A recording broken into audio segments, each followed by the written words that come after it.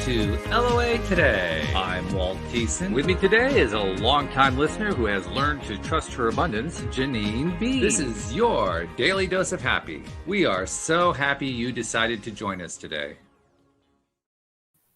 Bridget will be back with us next week. We'll be missing her this week, of course, but she's away for a good reason because she's celebrating her wedding anniversary. So it's an exciting day for Bridge, but Janine and I will carry on. And Janine, we have a guest anyway today. So it's not like we're down to two. We got three as usual, right?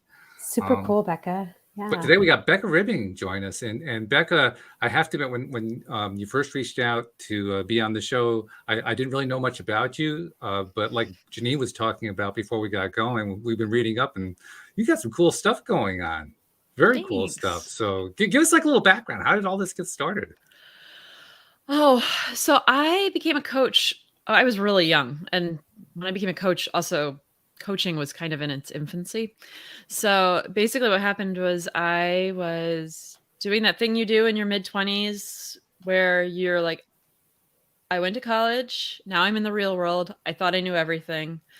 Evidently, I don't know anything. Yeah, we've all been there. Been there. Yeah, kind of still there. No, Right. It's a cycle. It's a life cycle. So I was really going back and forth about what I wanted to do next. Like what I had thought was going to be my dream really wasn't. And so in the process of me getting really clear on what I wanted to do, I was doing all the reading, doing all the personal development, self-help book circuit. And I started helping all my friends. Like all my friends were at the same age, at that same space, and they were trying to figure out what they were going to do. They were trying to figure out not just what to do, but also how to make that leap and prove to people that they were worth taking a chance on. Yes. And so as I started helping them, I was like, oh, this is great. I love doing this. And I started really helping them. And is right when coaching started becoming more and more popular. So I was like, I'm going to become a coach. And it's been really great. I love coaching. But I also have a drive for writing. I love to articulate all of these thoughts through writing. I actually, for a long time, ran a website called Thank the Now. And that was a mindfulness, like a beginner's mindfulness meditation website where I had 90 authors writing for me. Whoa. And Oh, wow. it was a labor of love. And I, again, thought I knew everything. You didn't learn the first time. Oh, okay.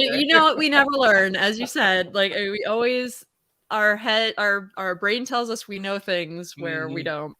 And then I had my second kid who had a lot of health issues when he was a little baby. He's wonderful and delightful, but it was just not the right time to be running something so big. And I let that go and just continued to focus on the coaching and got through that stage. And now I'm back to writing books, and I don't think I will ever create another website where I'm managing that many people. But So are you was enough? Are you wanting to transition out of coaching into writing? That's kind of the sense of, is that wrong? yeah, I love coaching, and it gives me really good information for what I want to work on writing about. So I am kind of in my own little transition space, but I don't imagine I'll ever actually give up coaching because, it's life, and things change so fast nowadays that like, if you're not actually in the thick of it, then you lose touch, right? I mean, businesses do this all the time. You see business after business, like they make strategic decisions where it's like, well, I want it to be still 1999, or I want it to be 2006. And it's just the world's almost changing too fast to allow myself to take that much of a step back. But so this is my first book. I'm in the middle of writing my second book. Very good. So tell us about the first book. Yes, please. So the first book is called The Clarity Journal, and it is basically the book that I wrote for myself when I was in the middle of that struggle after my son got over his health issues, and I was trying to get back to myself, because we do this, something happens that gets us off track, And it's really hard to go backwards and recognize what you've let go in the past. Mhm. And so sometimes we'll let more and more of ourselves go and we won't reevaluate. And so as we're trying to get clarity, I think that being able to ask like a lot of questions, like the broad questions to help you both find your strengths and who you really are, find your values, as well as really be able to dream and expand upon what the future looks like. I think that when we're talking about clarity, a lot of times people are like, oh, I really want clarity about what I'm going to do. And in the back of their mind, they're thinking about like the rest of their life. Like, I want to know what I'm going to do. Like it's an end goal. Yeah, it's always the And future, right? it's the future, but it's like all of the future. Mhm. And I All think at the once, right? One great big uh, package. Here we are. We're gonna right. encompass I'm going to everything. figure this out and I'm never going to change. Right, And right. that's not realistic because we're always growing and changing. That's Yeah. like the core of who we are is like being able to grow and change and develop. And so I kind of wrote the clarity journal to help people really move through that process a little bit less black and white, a little less like, okay, I need to have a massively brilliant right answer, and I'm going to just do this until I'm 70, and then I'm going to retire and live in the Bahamas Mhm. and, or Mhm. Florida or wherever. And this is really like kind of you're helping you figure out what the next 3 to 5 years looks like. Like, what is it that you are missing right now, and what do you need to like help yourself move back into a better space for you to move forward?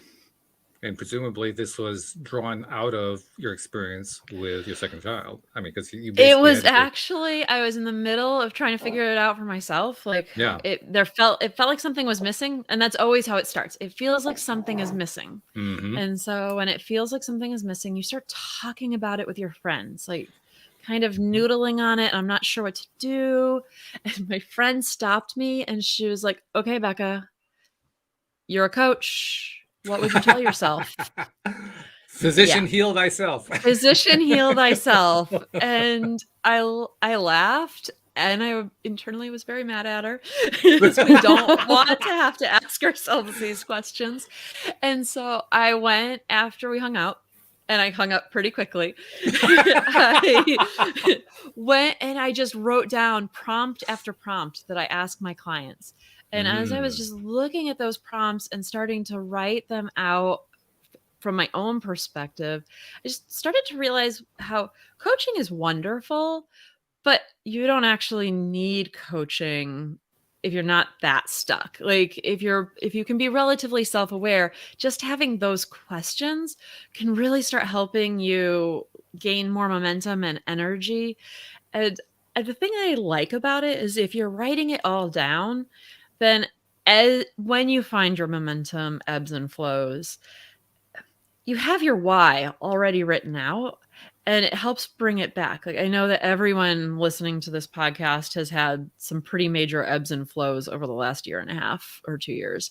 And that's just, I mean, it's been an especially challenging time for a lot of people in a lot of ways, but we always have those curveballs thrown at us. And the more that we can really know truly in ourselves what our strengths are, what our purpose is, the more that if you get knocked off for a couple months because of an illness or because life happened, the easier it is to get back to that center.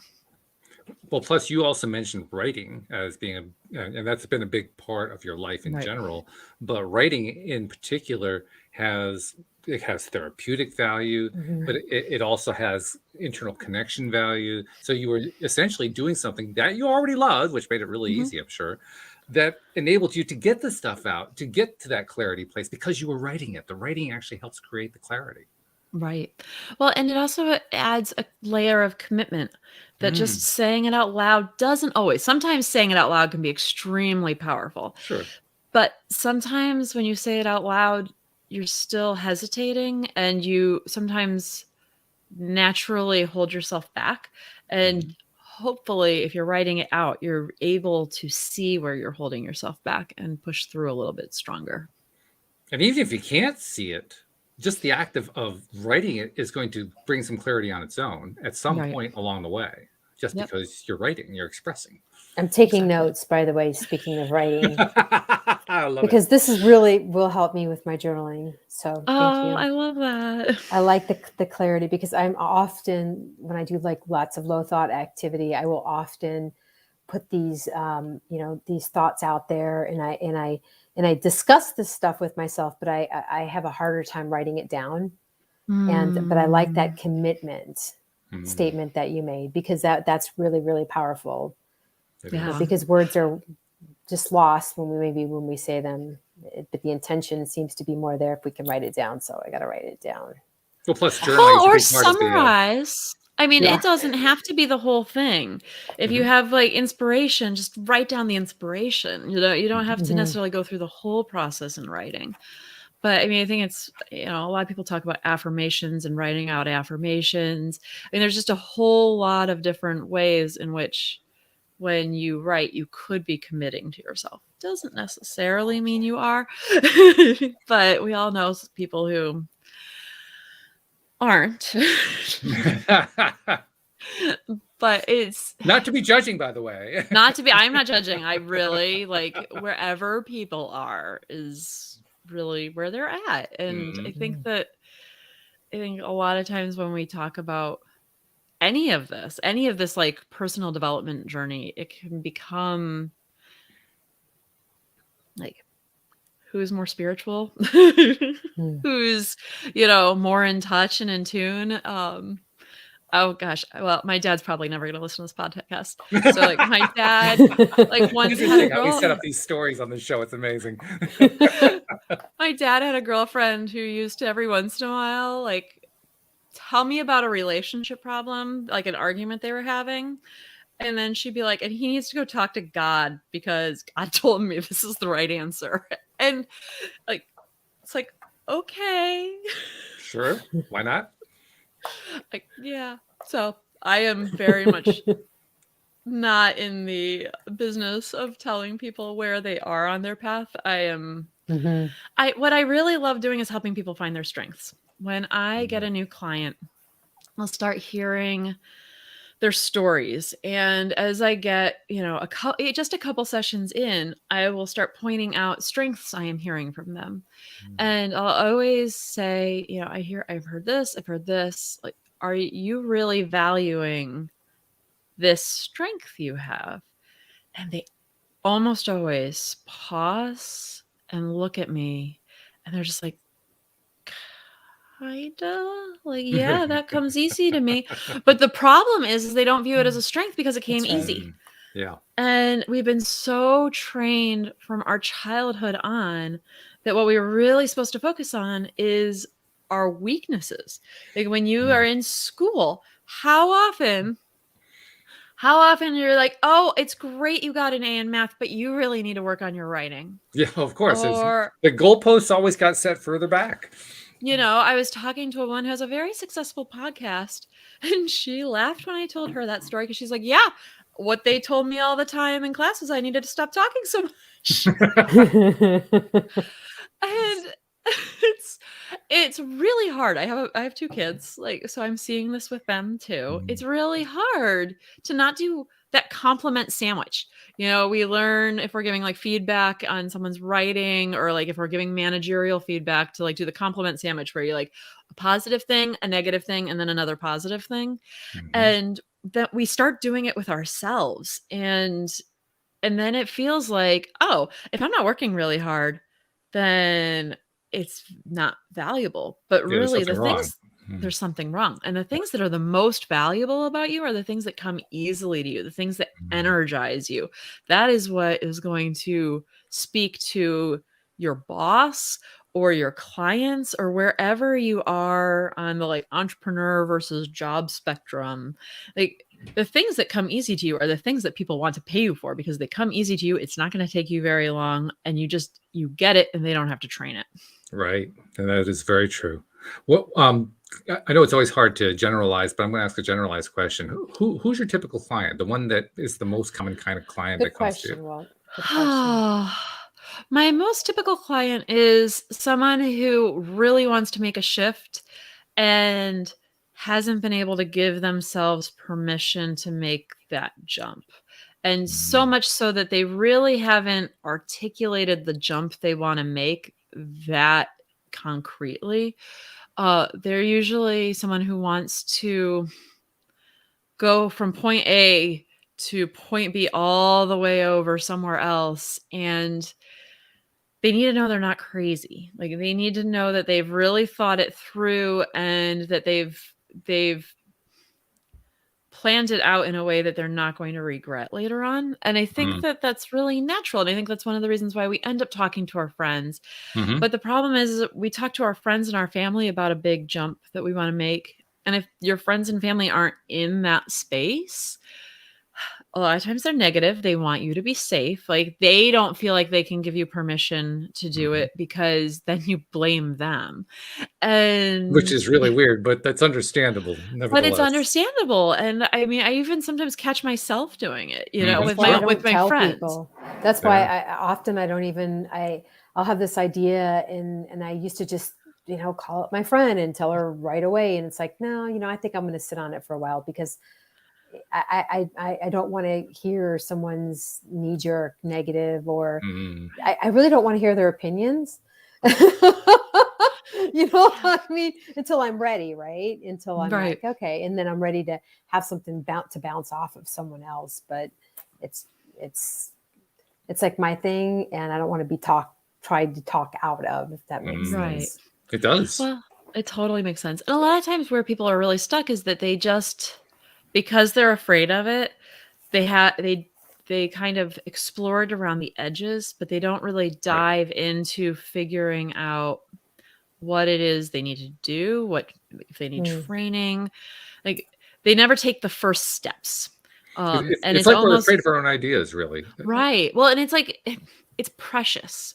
Like, we Mm, want to like hold it and like maybe like think about it and pet it, but as soon as we actually start doing it, inevitably we're going to run into starting friction. Like, you're trying to mhm. do something completely new. It's not going to be easy. Like, I know, like, the more positive you are, the better it'll go. But anytime you're learning something new, you are actually creating new synapses in your brain. You certainly And are. it's you're going to run into times you want to quit, And Sure. so I think that I really help people figure out, is this a reasonable thing? What does the process look like? Where are we? Where do you really want to end up? Because that's also the other thing. Like, is this the right thing? Well, it's certainly the right thing for right now, but where is this leading in 3 to 5 years? Where is this leading in 20 years? Because this thing, what are your steps here? What is the path you want to be on? What does it look like if you decide it is bad and you want to go back? Like, how do you keep some of your options open? And there's a lot that goes into making those big leaps.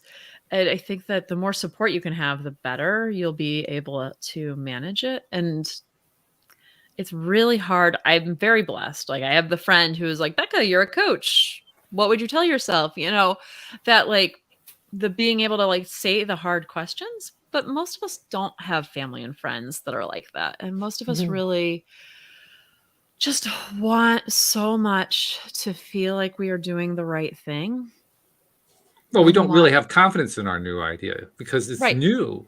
We because it's haven't played new. with it enough. We haven't had any direct experience or very little direct experience with how it's going to play out yet. And Right. so it's like when anything else is learned, we learn it slowly over time. We absorb it and become confident with it in stages. So, yeah, of course, very early, you're not going to feel any confidence at all. And it's going to be pretty easy to talk you out of it. That's where a Yep. coach is very valuable. If the idea is worthy, by all means, you need to kind of drill it in. Right. Yeah, that's really Yeah. big stuff. So that's cool. I like the way your career path is progressing. Thank Um, you. I'm curious to know. I mean, you were talking earlier about the I can't remember what you called it, but basically you had this group of people who were focusing on now, teaching people how to stay in the now. I'm curious how that is either currently or in the future molding That into what you're talking about.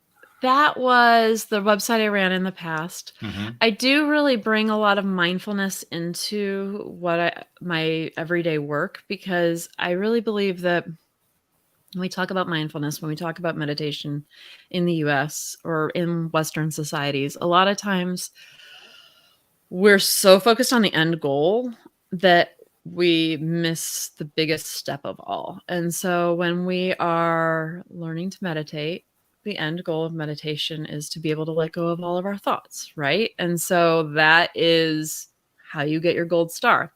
However, mindfulness and meditation, what you're supposed to be doing is noticing everything that's going on, being able to actually non-judgmentally see it and then let it pass, not necessarily willpower it to be gone, but just the idea of non-judgmentally seeing it allows it to lessen.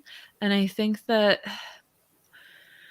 I mean, this just goes into our self-talk and like our belief systems, because when you're trying to be positive, when you're trying to do something new, when you're trying to do any of this stuff, there's going to be this chatter, and there's going to be the naysayer. There's going to be a lot of different types of chatter. So there'll be the naysayer. There'll be the you're not good enough. There's also going to be the you're not pushing yourself hard enough. Oh, You're sure. not like there's a lot of different voices, and being able to hear those voices and not judge them, not jump in and feel like you have to fix them. When I was taking a very basic first aid class, I love hiking. And so I was doing a hike leader class where they taught us kind of the basics of how not to kill people on hikes. That's a good skill. I like that it's one. a Yeah. good skill. And I mean, it also seems kind of basic, but like you just walk. Hence the basic class. Right. It's the basic class. So one of the things, they brought in a woman who was a EMT, and she also did like search and rescue in the mountains and stuff. And the first thing she taught us was, when you are going into an emergency situation, you need to stop and evaluate everything that's going on. Because you might think it's one thing and then find out the person on the ground was mauled by a bear and you're running right into the path. Or she had a couple different scenarios. Or if like you're in an urban environment, maybe the person on the ground was electrocuted, like there was an electrified panel under them, and you've just stepped on it too, and now you're not saving them either. Yeah. And I think that a lot of when we're trying to make decisions in life, we need to be able to do that as well. Like be able to stop, recognize any of the negative self-talk, any of the doubt, and be able to like stop and really notice it, like not judge it, like really like be able to look at it like a third party would, like, oh, okay. So that belief came from my mom, and I don't really need to hold on to it. It's not serving me. And the more that you can take that pause, take that beat and notice it non-judgmentally and then move forward. Among other things, what you're really doing is slowing the scene down. You're slowing the scene down. You're slowing time down. Yeah. Well, and we all feel like we have to react right away. Do it. Yeah, this reminds me of one night, I don't know, a couple of years ago, the fire alarm went off, and just in the middle of the night, and me, I'm always been like, don't think, just act. And so here I am running down the hallway, and my husband said I look like a ghost because I have this big white robe on. And I'm running full hilt just around the house trying to find where the emergency is, and there wasn't one. But he's like, you got to stop and assess the situation before you rush in, because I mean, I've come upon people trying to steal my bike, and the first thing I do is just run towards them like a screaming hyena, and I just like, go Well, and that might move actually work forward. in certain circumstances, That but you might just Well, don't it want to worked counter it. then, but I knew who it was, and they knew who I was, and so after that, I Oh. watched them. But it was just like slow down, take a breath, see where you're at. Don't jump in, because there is a certain thought, feeling, thinking that has to go on before we jump, and sometimes I have a tendency to just jump, so I have to slow down. I think we're trained to jump. I mean, We are. even when I'm dealing with my kids, like I say something, we don't have time. You're gonna be late for school. Just do it. Like, I think that we, for better and for worse, are very much in our society trained to jump, to run to action. And then when we can't, when we get stuck because we're not clear enough, or when we get stuck because we're in resistance to something, we so focus on needing to take action that we don't really evaluate why it is that action has been so hard for us to take. Well, plus we live in the times of demanding instant gratification. When you're in an instant gratification society, you're looking for everything to happen quick. Everything's come on, let's go right here. And when it doesn't happen, that's when we freak out. Yeah. Well, I mean, how many times, it's so funny. Like, I go to the doctor and it's like, what do you mean I need to wait for 48 hours to get my test result? Like, 48 hours? Who's got that kind of time? Like, why can't you just give this to me right now? Like, what? Yeah. There's so many things like that, though. We are not a patient people anymore. But that's all the more reason to be mindful, to take that time to focus on the now, because it's actually a cool skill. It ties in beautifully with what Janine and I are working on in the Taya boot camp, because there's a lot of journaling, for one thing, tying into what you're talking about, and there's also meditation. Still working on that part. You're still working on that part, yeah. Journaling. I've now convinced you need to actually do it. No, I know. I let myself off the hook, and I journal when I'm really inspired, because if I don't, it's just like trying to get a ungreased wheel to move, and it's just it wastes time to try to do something you just don't even, you're not feeling connected to. So when I feel connected to it, oh boy, can I write. I can just write. But when I'm not, I suppose it's a good thing that I'm making my living as a writer, because I be like month 2 not being able to write. But no, it's okay. Yeah. Well, I was gonna say, sometimes when I'm trying to noodle on a journaling prompt, like, I don't know about this class, but I'm assuming you're getting prompts. Like, reading the prompt and going and taking a walk, sometimes that really helps. Like, and even if you don't end up thinking about it, like something else, every time I walk, I have a new idea. It's that low thought activity. It's that getting ourselves involved in something that really takes our mind out of the situation that we're in, and we can better focus. Yeah, that helps too, for sure. Low thought activity is just one of my favorites. Yeah. I drive a lot and work in the garden a lot. Lots of voice memos to yourself. Yeah. Oh, I do. Oh my gosh, I started doing that. Walt, I mean, I took it from you too, when you were saying that you were having a hard time writing. And then I just started to just, hey Siri, take a note. And not right now, Siri. Oh God. Sorry, my phone just came on. And it works. It really works. It does. Voice memos work. Dudes, there are so many different ways of journaling.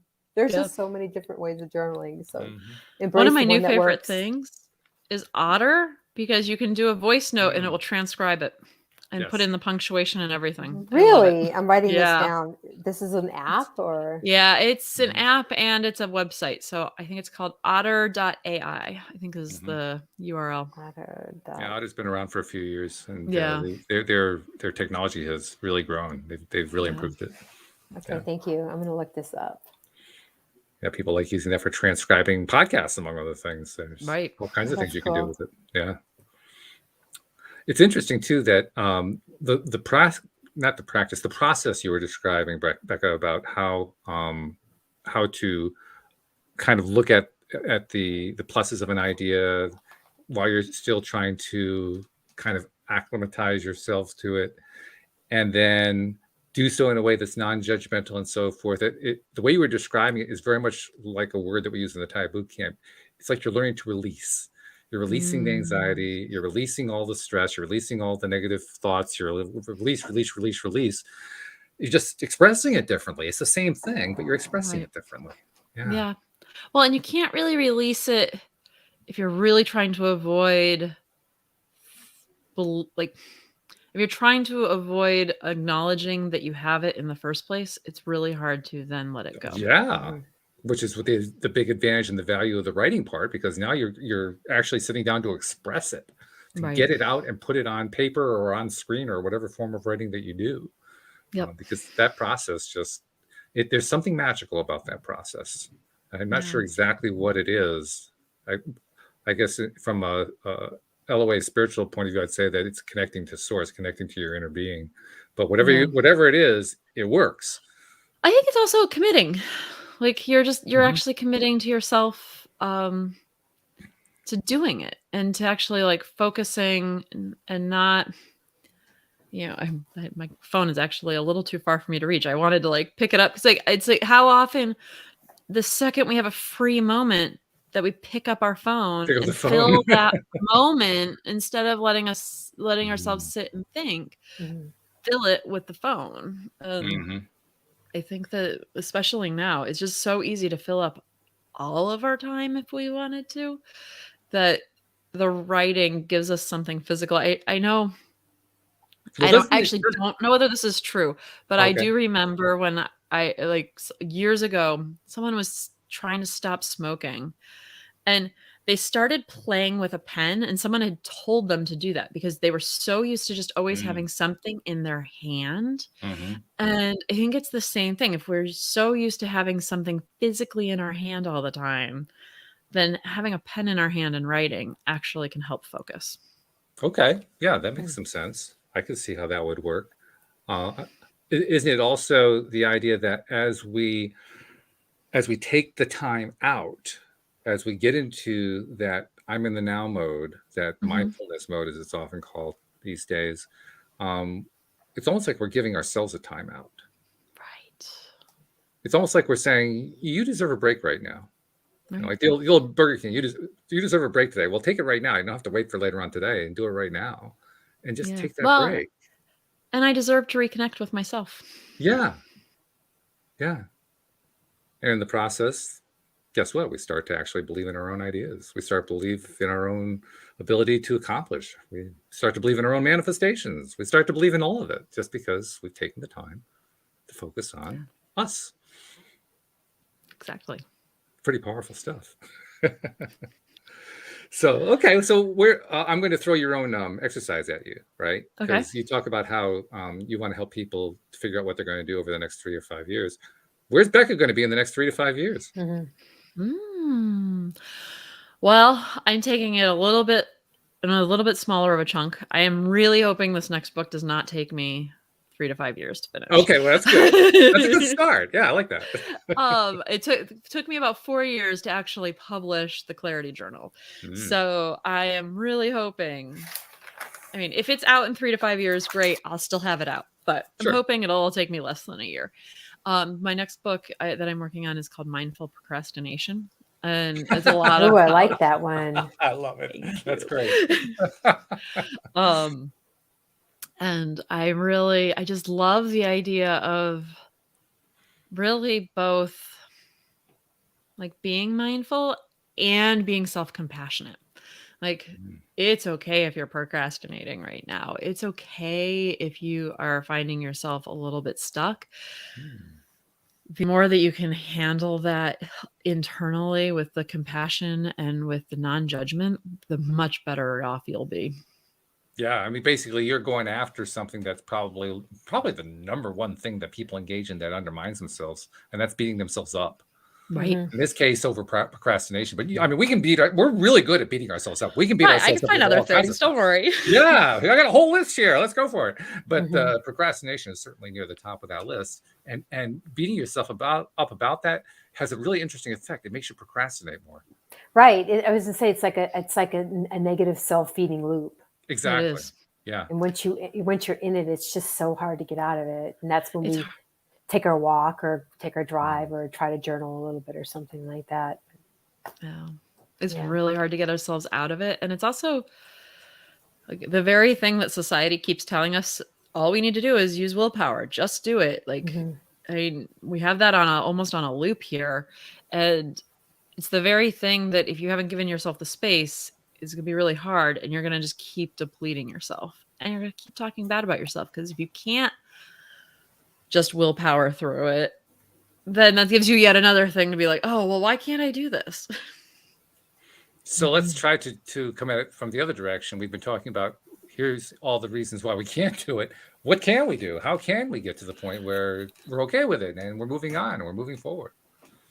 I think that it naturally comes. Like the more you're aware of something, the easier it is to move through it. When I say that, I always like to add a caveat that if you've experienced true trauma, if you're in the throes of PTSD, if you're like, if there's a diagnosable problem right now that you're having, you probably would be better off just getting help for that to begin with, because you're just going to run up against it in so many annoying, weird ways that that it becomes exhausting trying to be mindful about it all. So if you're really struggling, then I highly recommend actually just going to therapy and really getting to the bottom of some of the root stuff that you're dealing with.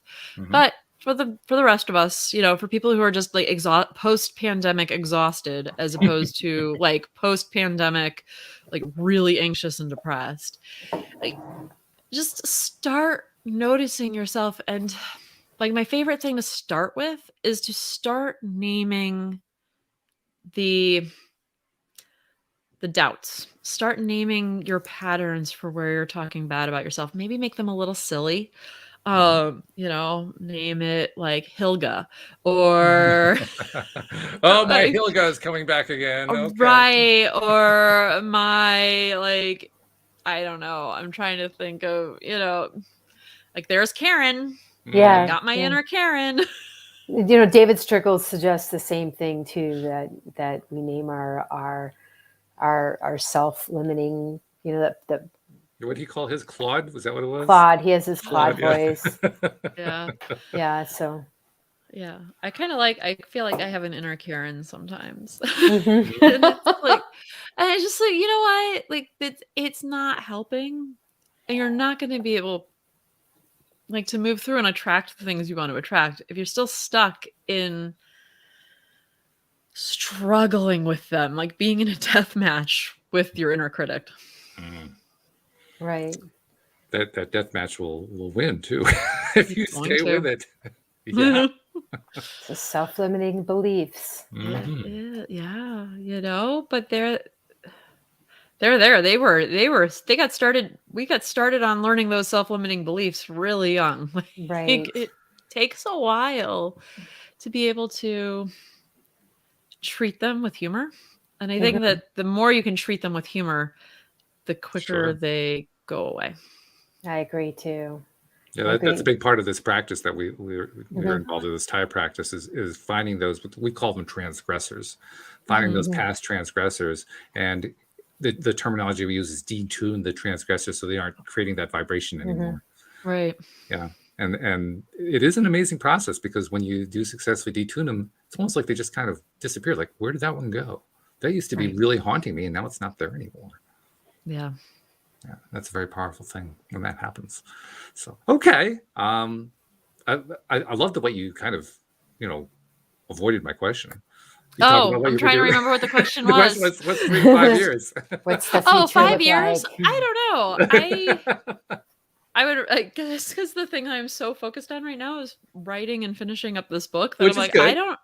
I am not actually sure of my 5-year plan. I guess probably to write another couple books. Oh, okay. But I don't. But I think that my biggest goal is to help people really be more comfortable with themselves. Like be able to sit in this messiness and see it as just human messiness as opposed to something that they should feel bad about or something that they should beat themselves up about, or so, because I think that sometimes at the very beginning you asked me who I work with. Mhm. And I work with people on a whole like huge range of ages. Mhm. Like I work with people that are in their 20s, I work with people that are in their 60s. Mhm. And the thing that's the hardest is when I get a client who's in their 60s and we're working purely on career stuff and they just have put themselves last. Like they, for various reasons, family or whatnot, they really just there was always going to be another time at which it would be easier to do what they kept thinking they were going to do. And then they get into their late 50s, early 60s, and then they feel like they're out of time. And it's like, well, you're not out of time, first of all. Mhm. But also, if you're always putting everyone else first and making, and I don't want to say making excuses, but like always allowing the circumstances to dictate what you are doing, Mm. then you're taking control of your life. And it really does end up being sad for your future self because eventually you're going to have to do it. And it actually, even though even if you have kids, even if things are chaotic right now, it is actually harder to do it like when you're older because then you feel like you don't have enough time. And so my goal is to help people, if they didn't start it yesterday, to go ahead and start it today. Okay. So we have a good idea of what you're going to be doing 3 to 5 years from now. Of course, the other side of it is, I don't remember who said this originally. I know this is another Taya thing, but we're not human doings, we're human beings. So where do you want to be 5 years from now? Well, I'm living in Seattle right now and I love Seattle, but it just started raining. So at this very Oh. moment in 5 years, I'd like to be on the beach in Bali. Ah, okay. I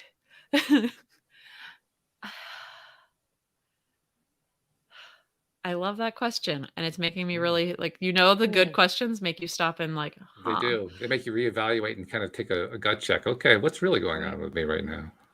In 5 years, I'll have a 17-year-old and a 12-year-old. Ah. And what does that look like? Mm. Changes up the life. It does change. I feel like Mhm. I actually does. don't know that I could imagine that quite yet. It's starting to become more and more clear, but I think what I really want to make sure of for myself is that I set myself up well enough that these ebbs and flows don't knock me off too far, because Which is I good. really, and I see this a lot with a lot of people. We've talked about the pandemic, and a lot of people ended up feeling like they had to start over. Like not necessarily with their career, but just in so many different ways. I mean, I know a lot of people who have had very serious marital problems because, you went from seeing your husband on weekends and like maybe 2 hours a night to being All with them day long. all day long, with the kids all day Yes. long. Yes. And I think isn't that the point of all of this, is to just set yourself up so that you can both be your best self, but also get back to your best self as quickly as possible when life gets a little bit in the way. Well, plus also the pandemic it's been an opportunity and a challenge at the same time. Right. One of the Because There have best. been Yeah. definite winners and losers. Oh yeah, I mean, look at the things that we've been able to win out of it, Right. and there's lots of them. There is the challenge of being with somebody that frequently, when you're used to being with them less frequently, but there's also the joy of it, depending on how you just decide to go about doing it. Yeah. You're not at work, you're not in the office anymore, but you're working from home, and all of a sudden, people are discovering the joys of working from home. Right. And I mean, and a lot of them are in rebellion, like I'm not going back to the office anymore. I'll get I a was new gonna job if I have to.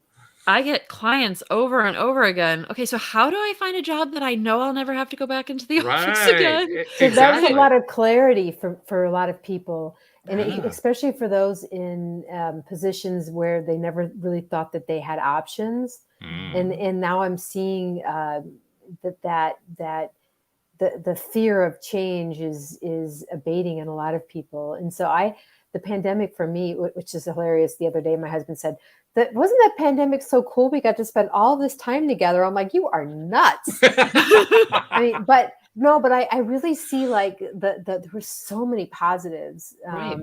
you know, in it. And of course, if somebody's laid off, they're not going to see that. No. But for some people, even those who were laid off, it's like, hey, that was an excuse to go on and do something else. And Right. A so, lot of people have said that. Yeah. Well, and it's also been like a really interesting job market. You know, Oh, yeah. people who weren't happy in their jobs now Right. have options they didn't have before. And I think that we're just in a cycle of more chaos than I think we've had in this generation in a long time. Mhm. And that chaos actually, in a lot of ways, has been extraordinarily positive. I think so. I'm with you. Yeah. And there's also been like negative chaos as well. And I think Mhm. that Yeah.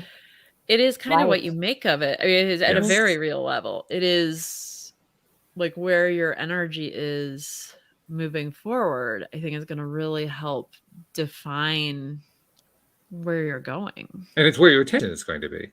Right. If you're going to give your attention to the negative side of things, you're going to get more of that. If you're going to give your Right. attention to the positive side of things, you're going to get more of that.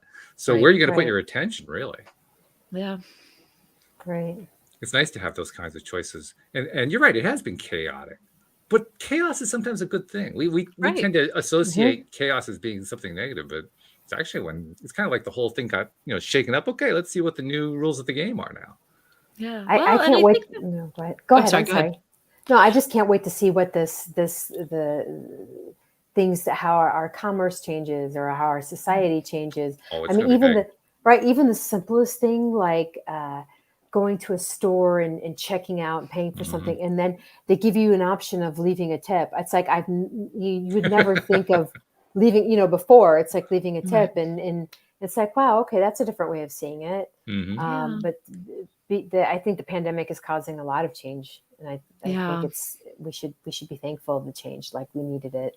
And we're seeing a lot of it. It's happening Mhm. already. I mean, Yeah. it gets if you look at it through the lens of the news, it always is a negative. But I don't look at it through their lens. I look at it through other lenses. And Mhm. so, for instance, we have like this job market that's completely shaken up. People who used to do like restaurant work, they aren't choosing to do restaurant. They're saying, "I'm tired of getting paid like that. I want to get paid to do something." Well, and all of a sudden, the restaurants are having to adjust. Oh my God, we don't have enough laborers. But that's Right. probably a good thing because now they're shaking up the restaurant industry to be something that, yeah, there's going to be a shakeout. There's going to be some that go under, but there are others that are going to get stronger. Others that are Right. going to have actually more successful there probably is going to be an overall increase in the cost of going to a restaurant. But you know what? That's probably a good thing because that just basically means that the whole industry is going to make itself a better industry. And it's just restaurants. There are a whole Yeah. bunch of industries that have similar kinds of stories going on. Similar when Yeah. I'm just dealing with this one right now. We have a car that was in the shop. Thankfully, it turned out there was nothing wrong with it, so that was a good piece of news. But we were out car shopping, and anybody who knows about what's going on in the car market, in the new car market, because of the pandemic, computer chips weren't being made in the same quantities anymore, so there weren't enough chips to make the cars. So the new car dealers are taking used cars and putting them out in the lot instead, and that means there's fewer inventory for the used car dealers, and all of a sudden the rental cars they actually sold off all the cars when the pandemic hit. Now all of a sudden they have to start building up their fleets again. So now there's this shortage of cars all over the place. The price has gone up. Oh my God, chaos, crazy, all this terrible stuff going on. And yet it's going to lead to some amazing stuff. It's going to lead to amazing differences. The real estate market, there's another one. Right. All terrible things. Oh my God, the market's out of control. You can't afford a house anymore. But it's going to lead to other stuff. All this stuff is leading to other stuff. Right. That's when we appreciate our transgressors. We appreciate these things that shake us up or change our world or have us question things in a different way, because it's just going to lead us to the next thing, which is going to lead us to the next thing, which is going to lead us to the next thing, and it's never ending. So instead of demonizing these things, we really need to sort of embrace them and see them for what they are. Becca, I'm going to ask you, Becca, a question, because this is a question that I've always gotten the same answer. I'm curious to know if you're going to keep the answer flow, the train going. I think you're probably going to say yes on this one. But one of the things that I have noticed, particularly with therapists and life coaches and such who have been on the program, is they all have a story that they told about some traumatic event that happened in their lives that was life-changing. And that life-changing traumatic event, it's something they would never want to go through again. But it's the one thing that they look back on and say, boy, did I get the most out of that compared to anything else that ever happened in my life. That taught me so much, or that helped me to become stronger, or that helped me to launch into something new. And totally, I mean, it's some kind of a major down event that turned into a springboard for major up events. And I'm curious to know if that's also been true for you. I'm trying to think about that, because I have definitely had trauma in my life. I feel like the springboard in my life has been more about connection than it's been about trauma. Okay. And so I would say that every time I've had a springboard, it's because I've connected with someone, or someone's said something that shifted how I was thinking. And like a good example of this is, I feel like people sometimes will ask me, like, why did you become a career coach? And I'll tell them the story about how I figured out I was going to be a career coach. But I feel like that story actually starts earlier. I have a very, very vivid memory of my grandfather picking me up from a friend's house one summer. And he picked me up in his beat up car. He was near retirement age, but he wasn't retired. And my grandfather had been a bricklayer, and then I'm not actually sure what he did. I know he still was in the bricklayers union, but like manager of some sort. And I remember him just going on and on about how much he hated his job. And I remember asking him why he stayed in it if he hated it. And the standard answer from someone born in the 40s, or I guess 30s, was, what do you mean? Like, I stay in it because it's my job. Yes. Career for life. Exactly. That's what I do. And that's what I do. And I feel like so many of the pivotal moments of my life are more like that. And so observing other people's trauma, or observing like other people, observing things in other people's lives that I didn't like, and not like a judgment about them exactly, but like defining for me and myself what I wanted. And when we were talking about the pandemic and the creative chaos, like one of the things that I think is going to be so good going forward is, I feel like the US has become so fixated on productivity, so fixated on wringing out every last drop from every employee. And that's no longer acceptable. Like, people are no longer going to accept that. People are putting their own happiness above the man or whatever you want to call it. And I think that's so positive, because because before the pandemic, it really was a big deal trying to help people find jobs where they wouldn't be taken advantage of, where they would actually get to leave work at 5:30, and not have to work all night. Like, I don't think we're there yet in every industry, certainly, but we've all of a sudden started feeling like we can have boundaries with our work, and our happiness does have value. And I think that's really wonderful, and hopefully it continues. I mean, I can only knock on wood or whatever that we just continue down that path. And because there is no point to making a lot of money if you're working 60 hours a week and you aren't actually getting to enjoy life. That's exactly true. Yeah. And I think it is, you're right. We are in a transition period. I don't think it's a transition that's going to stop, at least not stop in the sense of reverting back to where it was. I don't see that. I don't see any way that could happen. Right. We've crossed the Rubicon. We have actually gone past the point of no return with that, I believe. And that's a good thing. I agree with you. I think that's an excellent thing. I love the fact that what we're really describing there is people, even without coaching, even without any kind of mindfulness or consciousness about what's going on or whatever, they're finding their way back to enjoying life. Right. They're just doing it on their own. Or recognizing that they deserve the space to do their hobbies. They Yeah. deserve like that. Yeah. Even if they I haven't mean, figured out how to enjoy life yet, they know they need to. the impetus is there. The Right. impetus is definitely, and certainly we can point to the pandemic and to being in lockdown and all that kind of stuff. That's where that kind of idea was born. It was born, Right. and right now I am feeling tied down to this little space that I'm in, and I'm being forced in this, and I don't like that, and I want something to change, and something changed.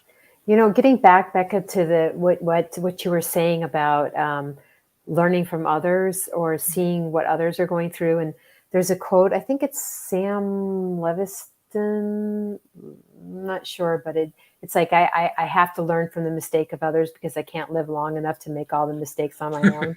Something like something like that. Because it's so true. It's like you see, well, I don't want to be like that. Somebody acts a certain way. Well, I don't want to be like that.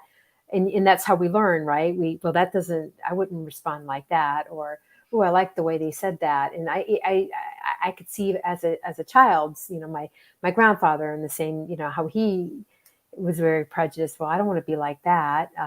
And so we just sort of define our preferences as we go along. And I see that's what you were doing with like was it your father, and you your can grandfather? also do it. Yeah, my grandfather. You can also do it on the flip side. My favorite question in the Clarity Journal is, who do you envy and what does it tell you about yourself? And Interesting. I think so often we think of envy as a negative emotion, but it's actually a positive emotion as long as you don't go too far down the dark rabbit hole. Like if you actually just notice who it is you admire, who it is that you would like to emulate, and you're able to take the lessons of that, because we don't envy everyone. If you're a writer, you don't envy every single writer. You envy a very specific writer, or maybe two, and it's because they have an interesting lifestyle and like you like what they're writing. There's a style you like. It's not just because they have a lot of money, or if it's because they have a lot of money, it's because they have like a ton of money. Like, I mean, I'm not saying that everyone, like sometimes people's internal motivator really is that they want to play the game of getting the most wealth. Well, then they're not envious of the people that got like, you know, $1 million. They're envious of the people that, you know, they're envious of like J.K. Rowling's, who she's made like $1 billion. She's a billionaire, yeah. Right. So I think that like who we envy really does tell us a lot about like what our subconscious wants. And if we allow ourselves to learn from that, and also see them as instead of someone to like envy in a negative sense, but more take it and make it into a positive thing. This is a roadmap. This person did it before me. I don't have to do exactly what they did, but I can take these lessons and see what they did and see how I can make it my own.